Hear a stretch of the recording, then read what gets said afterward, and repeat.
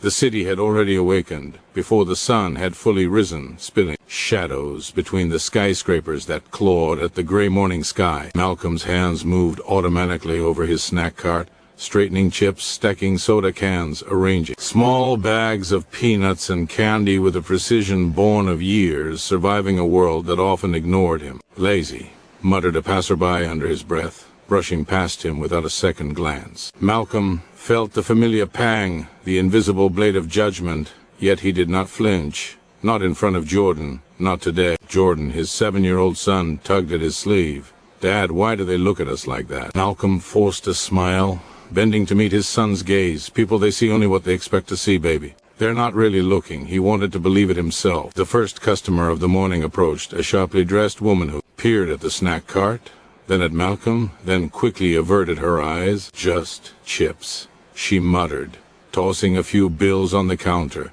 avoiding even a nod of acknowledgement. Malcolm handed her the change and smiled politely, swallowing the bitter taste that had become routine. Across the street, Mrs. Jenkins waved, a rare anchor of warmth in the cold urban tide. Even she flinched when a police officer's boots struck the pavement, eyes lingering on Malcolm's cart a moment too long. The same officer who had stopped him last week for standing on the sidewalk, selling legally. Suspicious, he had said, as if existence itself could be illegal. Malcolm's jaw tightened, but he maintained his calm exterior. Minutes passed like hours. A group of teenagers approached, laughter sharp and cruel, mocking the way he stacked the items on his cart. Names and slurs, words designed to wound, were tossed at him like stones. Malcolm's hands shook slightly as he readjusted the display. He had practiced patience for this exact moment. A mask of composure over a chest full of simmering humiliation. Jordan clutched his hand, sensing the tension but not fully understanding it. The silver car returned, slowing at the corner. The man inside stepped out, briefcase in hand, eyes scanning the cart with an expression Malcolm could not read. Recognition? Dismissal? Suspicion? Malcolm's chest tightened as the man paused, then walked past without a word. The day's rhythm repeated, refusal of service from a customer who saw his skin before his hands, whispered comments that echoed louder than shouts, landlord's veiled threats creeping into his inbox again. Each moment a reminder he existed under a lens warped by prejudice. Hours later, Malcolm closed the cart and walked Jordan home, the city's neon lights flickering as dusk approached. Jordan chattered about school, friends, and playground games, his innocence, a stark contrast to the day's relentless reminders of inequality. Malcolm laughed softly. Inside, memories replayed like broken film reels. The high school classroom where he was the only black student. The corporate office where promotions slipped through his fingers. The casual dismissals and whispered slights at every turn. Sleep brought no relief. Dreams merged with memory. The equations he had tutored a struggling peer through. The scornful glances of teachers. Office colleagues who never acknowledged his input. The police stops. The grocery store whispers. The landlord's threats. Each memory, a chain of invisible weights. Weeks rolled into months. The snack cart remained both lifeline and cage. Each morning he faced the city's silent judgments. Each night he absorbed them silently to shield Jordan from the same burden. And yet, glimmers of light persisted. A customer who smiled genuinely. A nod from Mrs. Jenkins. A child who bought candy and waved. These sparks were small but enough to sustain him. Then came the day that would begin to shift everything. Malcolm was rearranging soda cans when the silver car returned, deliberately slow. This time, the man stepped out, eyes scanning Malcolm's face, lingering in recognition. "Malcolm?" he asked. The voice was calm but carried weight, familiarity, a bridge from the past. Malcolm's voice caught.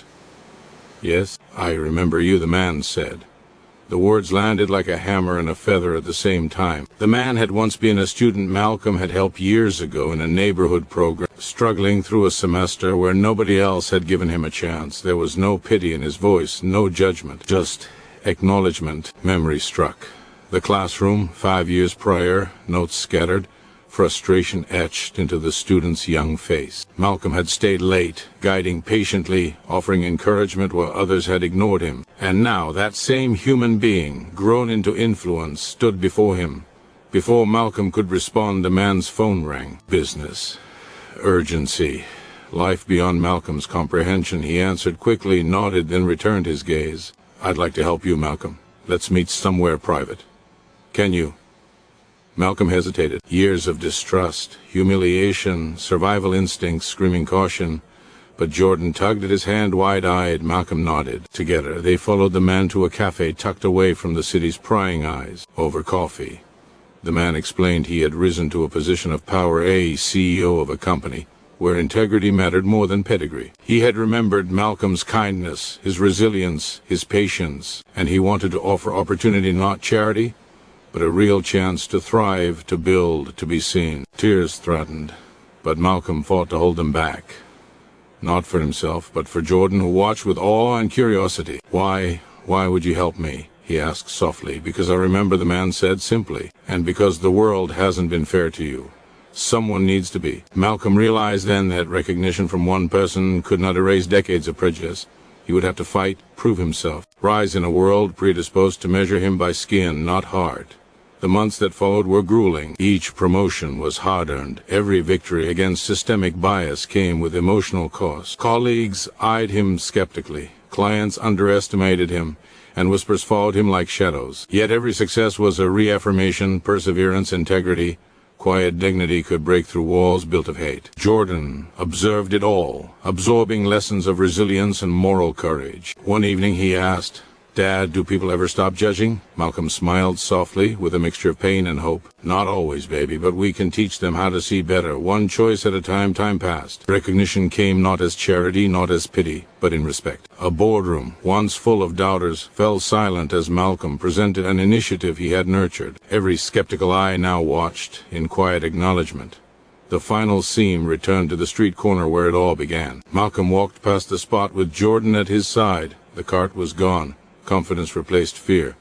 Eyes met him differently now. Some recognized him, some didn't. But Malcolm carried a deeper truth, dignity earned through struggle, perseverance, and moral courage. His story became a quiet revolution, whispered from person to person, a testament that the world could change when one man refused to bend beneath the weight of hatred. And for Jordan, it became a legacy, not vengeance, but justice, earned through compassion and resilience. Malcolm paused, looking at the horizon. "Remember, baby," he said, voice breaking softly, "people will try to see the worst in you, but it's your job to show them the best. Every single day." The screen of life faded slowly, leaving footsteps, the weight of struggle and triumph lingering in the air. And somewhere, a deep voice reminded the audience, "If you've ever faced the world alone, share your story. Someone is listening." The following morning, the streets were colder than usual, a damp chill settling over the city like a blanket that refused to warm. Malcolm pushed his cart along the familiar corner, his mind heavy with the events of yesterday. The promise of opportunity still tinged with the sharp taste of disbelief. Could someone truly see him for who he was, not what the world expected? Or was this just another fleeting illusion in a life filled with invisible barriers? Jordan clutched his father's hand, glancing nervously at the people moving past them. "Dad, what if they don't like me?" he whispered.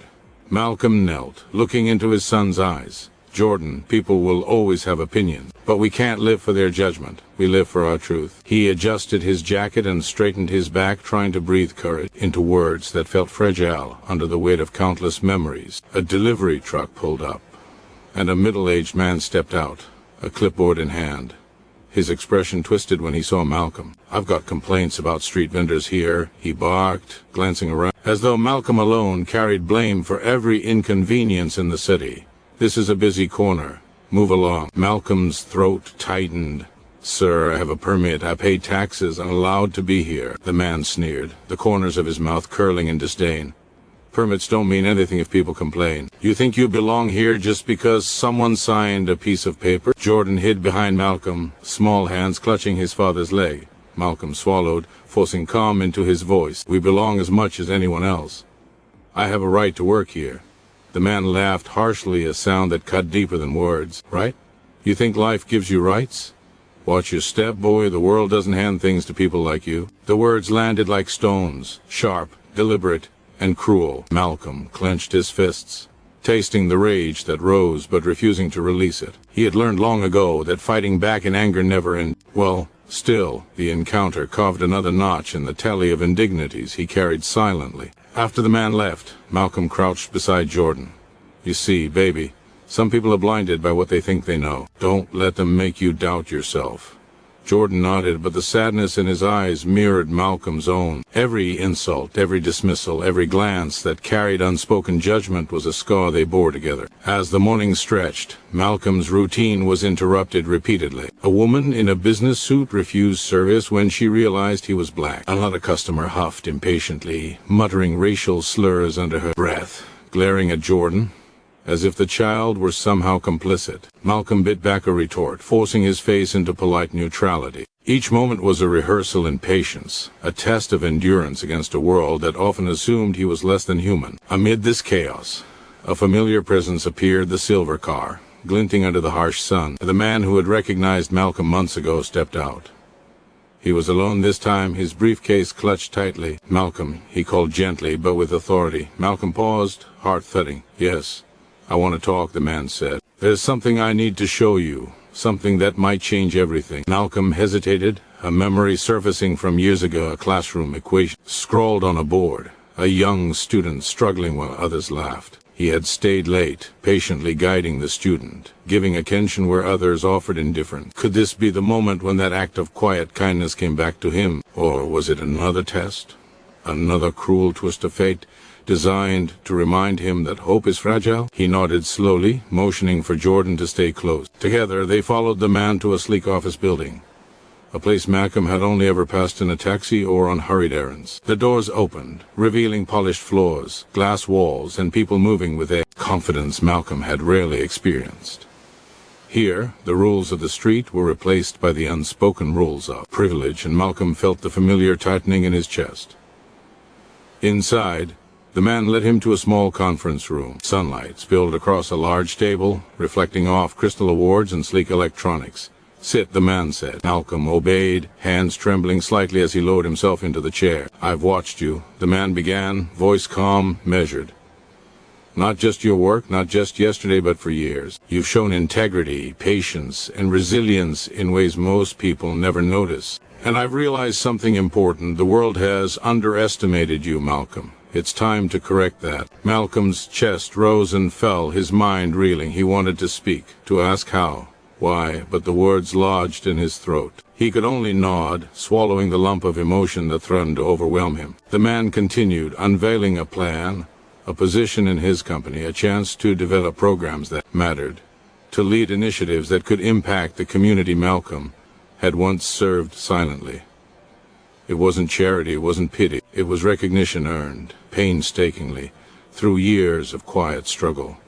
Tears pricked Malcolm's eyes, and he glanced at Jordan. The boy's face reflected wonder, curiosity, and a dawning realization that their lives were about to shift. "Dad, is this real?" he asked softly. Malcolm reached across, taking his son's hand. "It is, baby, it really is." Yet even as hope rose, the shadows of doubt lingered. He remembered the landlord who had threatened eviction, the police officer who had stopped him with a cause, the customers who had refused him service, the system that often treated him as invisible. Could recognition from one man truly erase a lifetime of prejudice? Or would it merely highlight the inequities that still surrounded him? The following weeks were a test unlike any Malcolm had faced. He entered the corporate world, stepping into meetings where he was scrutinized, where assumptions hung heavy in the air. Microaggressions came in the form of dismissive glances, interrupted sentences, and the faint sighs of colleagues who didn't believe he belonged. Every interaction was a battle, a silent war where the cost was his dignity and patience. At home, Malcolm wrestled with exhaustion. Jordan sensed it, sensing the tension that never fully left his father. "Dad, are they being mean again?" the boy asked quietly one evening. Malcolm knelt beside him, brushing a hand through his hair. "Some people don't see what's important. But that doesn't mean we stop. We keep going, showing them who we are through our actions." One day, a meeting with a major client threatened to derail the fragile progress Malcolm had made. The client, a wealthy man with a sharp suit and sharper tongue, questioned every idea Malcolm presented, interrupting him repeatedly, casting subtle but unmistakable doubt on his competence. "Are you sure this will work?" he asked, eyes narrowing. "I've never seen someone like you handle something of this scale before." Malcolm's stomach twisted. The words stung, but he remained composed. He presented his plan with precision, weaving in data, empathy, and strategy. By the end, the client leaned back, surprised, forced to acknowledge the clarity and depth of Malcolm's vision. It was a small victory, but a crucial one, a crack in the wall of assumptions built against him. Back on the street corner where the snack cart once stood, Malcolm walked with Jordan after work, reflecting on the day. The familiar faces, the once hostile eyes, now met him with subtle acknowledgement. Some nodded, some paused. The city still carried its weight of judgment, but Malcolm felt a shift within himself, a recognition that he had earned the right to be seen. Night fell, and the skyline glowed, a silent witness to his journey. Memories of past humiliations surfaced again: the high school classroom, the corporate rejections, the public stops, the whispered slights. Each had been a scar, but together they formed the map of his resilience, a testament to the strength required to endure and rise. Malcolm paused at the apartment window, looking out over the streets that had once seemed hostile, now filtered through the lens of earned experience. Jordan climbed onto the couch beside him, eyes wide. "Dad, will it always be hard?" Malcolm put an arm around him. "Sometimes, baby, but hardship doesn't define us. How we respond does. And every day we choose to rise above." The camera of memory panned to the first day Malcolm had stood behind the snack cart, the silver cup. That had returned months later. And finally, the conference room where recognition had arrived. Each scene a beat in a rhythm of hope, pain, resilience, and quiet triumph. As Malcolm prepared for sleep, the weight of the world remained, but so did the light of possibility. He had faced subtle and overt racism, systemic barriers, and personal humiliation. Yet, through persistence and moral courage, he had carved a space not just for survival, but for recognition, dignity, and change. The chapter closed, but the story continued, a father and son moving forward, shadows and light intertwined, with the promise that every act of kindness, patience, and perseverance can ripple outward, touching lives and reshaping perceptions. The next morning brought a gray drizzle, slicking the sidewalks with cold water and reflecting the city's muted lights. Malcolm walked to the office, Jordan skipping ahead with a backpack that was too big for his small frame. The rain didn't deter them. They had learned to navigate the world regardless of conditions, both literal and metaphorical. Inside the elevator, a colleague smirked, barely concealing the judgment in his gaze. "Wow, didn't expect to see you here so early," he said, voice dripping with condescension. "Guess miracles do happen." Malcolm's fingers gripped the railing. The words were thinly veiled mockery, a reminder that despite his recent successes, acceptance would never be automatic. He nodded politely, forcing a calm tone. "Early work sets the pace for the day," he replied. The elevator doors opened, revealing the sleek, modern office floor. Glass walls separated departments, and people moved quickly, confident in a world they believed was inherently theirs. Malcolm's footsteps echoed quietly as he made his way to his desk. A sense of being constantly observed, following him like a shadow. A team meeting awaited him. The CEO, the man who had recognized him, gave a nod of encouragement before departing. Malcolm drew a slow breath, centering himself. He had prepared meticulously, anticipating questions, challenges, and subtle resistance. Minutes into the meeting, a senior executive interrupted, folding arms and leaning back in his chair. "Malcolm, interesting approach, but do you really think someone in your position can handle this?" The words hit like a cold gust, calculated and precise. Silence filled the room for a heartbeat, all eyes turning toward Malcolm. The weight of systemic prejudice pressed on him, assumptions tied to skin color, background, and status. He could feel it, the skepticism in the room, the unspoken question hovering in the air. Is he capable, or is he out of his depth? Malcolm met the gaze evenly, voice steady. "I understand the concern, but my team and I have developed a comprehensive strategy. We have the data, the resources, and the plan to execute effectively. I am confident in our ability to deliver results."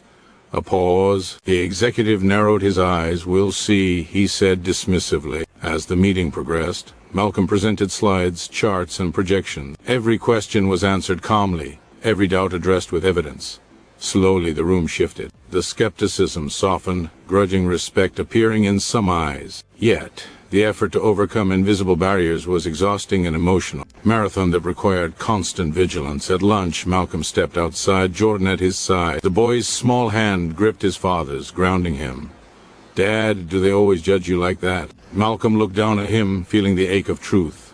"Not always, baby, but sometimes people let assumptions cloud their judgment. We can't control that, but we can control how we respond." The afternoon brought another challenge. A client visit had been scheduled unexpectedly, and the client, a wealthy investor, arrived with a suite of assistants and bodyguards. His eyes scanned Malcolm from head to toe, lingering with subtle disdain. "I'm not sure someone like you can manage this level of responsibility," he said, casually, as if the statement were a neutral fact rather than a cutting remark. Malcolm felt the old familiar burn of injustice. Every instance of overt or covert prejudice was a test of endurance, yet he remained composed. "With all due respect, sir, I have extensive experience leading teams and managing projects. I would be happy to walk you through our strategy." The client leaned forward, voice lowering, almost mocking. "Experience? Your background? How did you even get this position?" Malcolm paused, letting the question hang for a moment. It was more than a question, it was a challenge, a subtle accusation that he was undeserving. He straightened his shoulders. "Through dedication, performance, and integrity, just like anyone else here."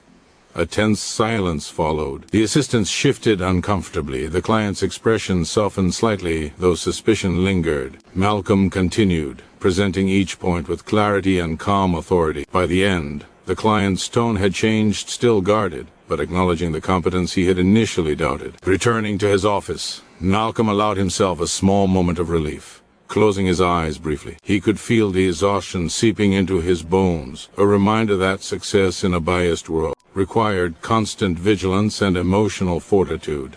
Later that week, an email arrived from a former landlord. Threats, thinly veiled, concerning the apartment Jordan and he lived in. Despite his new role and recognition, systemic pressures from the past refused to disappear. Malcolm's jaw tightened as he read the words, "Ensure rent is paid on time or face consequences." Jordan noticed his father's tension. "Dad, are they going to make us leave?" Malcolm crouched to meet him, brushing hair from his forehead. "No, baby.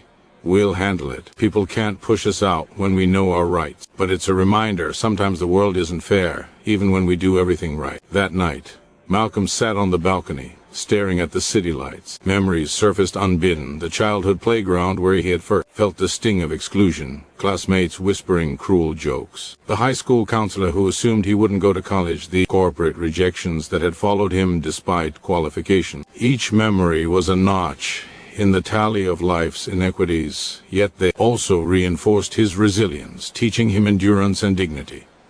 The following day brought a breakthrough. Malcolm was invited to lead a community initiative, a program designed to provide mentorship and resources for underprivileged youth. This was the moment he had dreamed of, a chance to turn personal struggle into systemic impact. Yet, even here, resistance appeared. Board members questioned his methods, subtly implying that his background made him unsuitable. Malcolm faced the room, calm but resolute.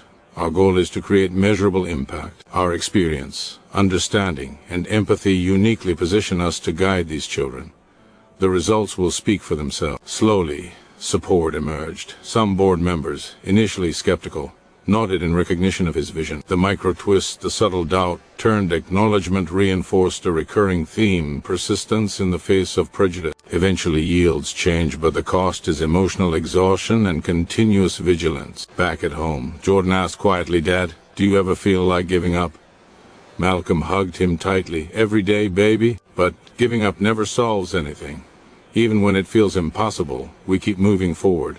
That's how change happens." Weeks later, the culmination of his corporate work arrived, a high-stakes presentation to a consortium of investors, city officials, and executives. The room was filled with skepticism, unspoken assumptions, and subtle bias. Malcolm felt the weight of each gaze, each half-smile, each whispered doubt. He began his presentation, voice steady, slides and visuals crisp, strategy clear. Every question, including the pointed, racially tinged doubts, was addressed with data, insight, and unwavering composure. By the end, the room had transformed, silent acknowledgement replacing skepticism, nods replacing whispers, respect replacing doubt. Afterward, outside the building, Jordan ran to him, eyes wide. "Dad, you did it." Malcolm knelt, chest still pounding from tension and triumph. "We did it, baby. Every step, every choice, every act of perseverance brought us here." Later that night, he reflected on the journey from the small snack cart corner to corporate meeting, from street harassment to earned recognition, from whispered insults to overt validation. Every instance of racism, every microaggression, every systemic obstacle had been a trial. but they had forged a resilience deeper than any single victory could demonstrate. The city outside their window was quiet now, streetlights flickering like distant stars. Malcolm held Jordan close, whispering, "Remember, baby, people will judge you, sometimes unfairly. But how you respond, that's your power. Your kindness, your courage, your integrity, that's what changes the world." The night faded into early dawn. Malcolm closed his eyes, the weight of the past heavy but tempered by hope. The silver car, the corporate skepticism, the landlord threats, the whispered slights, all had contributed to the man he had become, resilient, morally steadfast, and unbowed by prejudice. The story of Malcolm and Jordan was far from over. Every challenge faced, every injustice endured, every subtle or overt insult absorbed, had shaped a narrative of perseverance, moral courage, and earned respect. The foundation of their life was now stronger, built not only on opportunity, but on the unbroken spirit that refused to be diminished by racism.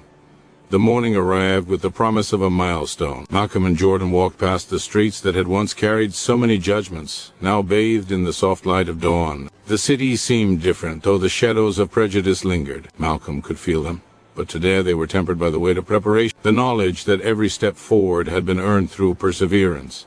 At the office, the atmosphere was charged. Board members, investors, and city officials awaited the presentation Malcolm had spent months perfecting. Their faces were masked, some skeptical, some neutral, some subtly dismissive. He recognized a familiar undercurrent. The silent assessment based on past assumptions, skin color, background, perceived worth. Malcolm took a slow breath, steadying his voice and mind. Every glance, every sigh, every whispered doubt was a challenge, and he had trained himself to meet them all with composure. As he began, the room fell into a careful silence. Data flowed across the screen, each slide meticulously designed to combine insight, strategy, and emotional resonance. Malcolm narrated each point with clarity and conviction, weaving in human stories of the communities the program aimed to serve. His words struck a balance between professionalism and authenticity, allowing no room for doubt while inviting empathy. A senior investor raised a hand, his tone sharp, almost dismissive. "Malcolm, forgive me, but how can we trust someone with your background to handle this scale of operation?" Malcolm paused, letting the weight of the words hang. This was the moment he had faced countless times, yet the intensity now was magnified by the stakes. His chest tightened, and for a heartbeat, he felt the old fear, the same fear from the street corner, the classroom, the boardroom's past. Then he breathed, recalling every moment of preparation, every act of integrity, every lesson learned from enduring prejudice. Through evidence, experience, and results, he said steadily, voice calm but firm, "My team and I have designed a program that is data-driven, community-focused, and scalable. The work speaks for itself. Background does not determine capability, performance does." A hush fell over the room. Some faces registered surprise, others tried to mask grudging acknowledgement. The investor leaned back, scrutinizing Malcolm with a new lens, a lens forced to recognize skill, diligence, and moral courage over preconceived notions. As the presentation continued, Malcolm introduced Jordan's story, subtly a reminder of the personal stakes behind systemic issues. The boy's innocence, the child's perspective, highlighted what was truly at risk: lives, opportunities, futures. By the end, even the harshest skeptics were forced to confront the reality that Malcolm's vision was not just competent but transformative. After the session, the CEO, the man who had first recognized Malcolm's potential, approached him. "You did more than I expected," he said quietly. "You've turned skepticism into respect. That's no small feat." Malcolm exhaled, relief and pride mingling with lingering fatigue. "Thank you for seeing me when no one else did," he replied. But the struggle was far from over. That evening, on the way home, Malcolm noticed a familiar face, the same delivery man who had harassed him weeks earlier. He spat words under his breath, a casual reminder that prejudice was persistent. Malcolm's hands clenched around the steering wheel. Jordan, sensing tension, asked Dad, "Are they being mean again?" Malcolm forced a smile, soft and reassuring. "Some people choose to be blind to the truth, baby. But that won't stop us from walking forward." Back at their apartment, Malcolm sat at the kitchen table, reviewing notes and planning the next phase of the community initiative. Jordan played nearby, laughter ringing through the small space, a counterpoint to the heaviness of the day. The boy's joy reminded Malcolm of the stakes, of why every act of perseverance mattered. A phone call disrupted the evening. The landlord's voice, tinged with impatience, reminded him that systemic pressures remained. The apartment, though legally his, was a battlefield of subtle threats and veiled intimidation. Malcolm listened, noting every word carefully, responding with calm authority, asserting his rights without aggression. He ended the call with a quiet determination. No one would undermine their life through fear or intimidation. Days blurred into weeks. Malcolm's role expanded and recognition followed. Media outlets began to take note of the initiative's success. Stories of the mentorship, programs appearing in local newspapers, then regional news, then national attention. Each article highlighted Malcolm not as a symbol, not as a token, but as a man who had endured, persevered, and transformed his experiences of discrimination into tangible, systemic impact. Yet even as accolades arrived, Malcolm remained grounded. He understood the fragility of public opinion and the persistence of prejudice. Not everyone celebrated him. Some whispered doubts, questioning his capabilities, his decisions, even his integrity. Each instance was a reminder progress was hard-earned and vigilance was essential. At home, Jordan asked one evening, "Dad, do people always treat you like this?" Malcolm paused, considering the weight of the answer.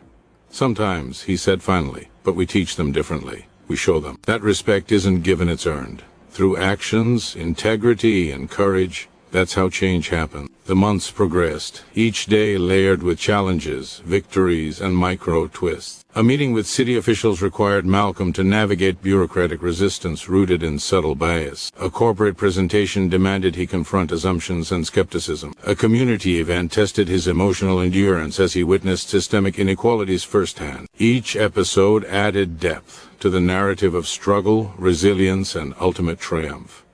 Then came the defining moment. A national conference on social impact invited Malcolm to present his program. The room was filled with dignitaries, media personnel, and thought leaders. The weight of public expectation pressed on him, but so did the knowledge that his journey had prepared him for this exact stage. He began his presentation, weaving together statistics, personal anecdotes, and actionable strategies. The audience responded with attentiveness, but skepticism lingered, a residue of systemic prejudice that he had encountered countless times. Midway through, a question arose from a prominent panelist, phrased to challenge both competence and credibility. "How can someone with your background lead such a transformative initiative?"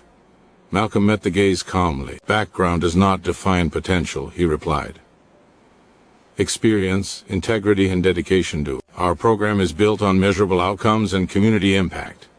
The work will speak louder than assumptions ever could." The room fell silent. Slowly, recognition replaced doubt. Nods, murmurs of approval, and subtle smiles confirmed what Malcolm had fought for all his life. Acknowledgement not just of effort but of worth. After the session, the CEO approached again, a proud smile crossing his face. "You've done it, Malcolm. You've turned prejudice into understanding, doubt into respect. The journey wasn't easy, but the results are undeniable." Malcolm exhaled, relief washing over him, mingled with the residual fatigue of emotional battles fought in silence. Jordan, standing nearby, looked up at him, eyes wide with admiration. "Dad, you're amazing." Malcolm bent down, embracing him tightly. "No, baby, we did this together. Every day, every choice, every act of courage brought us here." That night, on the balcony, Malcolm reflected on the path from the corner where he had sold snacks to the national stage where his vision was celebrated. Every insult, every microaggression, every systemic barrier had been a test, and he had endured. Dignity, respect, and moral victory had been earned, not gifted. The city stretched below them, lights twinkling like distant stars. Malcolm held Jordan close. "Remember, baby, people will try to see the worst in you, but your job is to show them the best every single day." As sleep approached, Malcolm allowed himself a rare moment of peace. The battles of the past, the schoolyard whispers, the office dismissals, the street harassment, the landlord threats were still a part of his story, but they no longer defined him. Each had been a lesson, each a step toward resilience and recognition. The narrative of Malcolm and Jordan was now a testament to endurance, moral courage, and quiet triumph. Every challenge faced, every prejudice confronted, every act of perseverance had shaped a man who refused to be diminished, and a legacy for a son who would carry forward the lessons of dignity, integrity, and hope. Weeks later, the city seemed to hum with quiet acknowledgement. Malcolm walked through a community center, Jordan skipping ahead, laughter spilling like sunlight. Today marked the official launch of a program he had built from vision, perseverance, and lived experience. Program designed to uplift children who, like him years ago, faced the quiet weight of prejudice. Families gathered, some familiar from the streets where he had sold snacks, some new. Children stared with curiosity, wonder, mirrors of Jordan's own eyes years before. Parents whispered their gratitude, some hesitant, others overwhelmed. Malcolm met each gaze with humility, a nod of acknowledgement, a smile that carried both relief and pride. As the ceremony began, a city official stepped forward. We celebrate not only the success of this program, but the man behind it, Malcolm Thompson, a single father, a mentor, a man who refused to let prejudice define his life. Applause erupted. Malcolm's heart swelled, yet tears pricked his eyes. Every insult endured, every door closed, every glance of disdain led to this moment. He glanced at Jordan, whose small hands clapped furiously, eyes shining. "Dad, you did it." Malcolm bent to hug him. "No, baby, we did it." Suddenly, a familiar silver car rolled slowly past the center. Inside, the CEO who had first recognized him smiled and waved. Malcolm waved back, a silent acknowledgement of trust, belief, and the power of seeing someone's worth when the world turned away. The applause continued, and in that moment, Malcolm felt the weight of decades lift slightly, replaced by something profound, validation not born of pity or charity, but of earned respect, of justice quietly claimed. That night, Malcolm sat on the balcony, Jordan beside him, the city's lights reflecting in their eyes. "Dad, will people still judge us?" Jordan asked softly. Malcolm smiled, voice steady and rich with experience. "Some will, baby. But how we respond, how we rise, how we live with dignity, that's what changes the world, and today, we've shown them how." He turned to the audience, as if narrating beyond the walls of the apartment. "If you've ever been overlooked, underestimated, or dismissed, remember your worth is not determined by those who fail to see it. Every act of perseverance, every choice to stand tall, every moment of integrity counts. Share your story. Inspire someone else. The world listens more than you think." Malcolm's gaze lingered on the horizon. The city, once a landscape of shadows and judgment, now reflected possibility. The journey had been long, painful, and relentless, but in the end, justice was not a moment, it was a life, lived with courage, kindness, and unwavering moral strength. As the camera of imagination pulled back, footsteps echoed on wet streets, laughter of children filled the air, and a deep, resonant voice reminded the audience, "Look around. Someone is watching. Someone is learning. Someone is rising. And you have the power to change everything." The screen faded slowly, leaving the echoes of struggle, the triumph of perseverance, and the quiet, overwhelming emotional weight of a life transformed. If this story touched you, don't stay silent. Comment if you believe dignity has no color. Share if you believe silent pain deserves a voice. Subscribe because stories like this must be heard. One story, one voice, one change.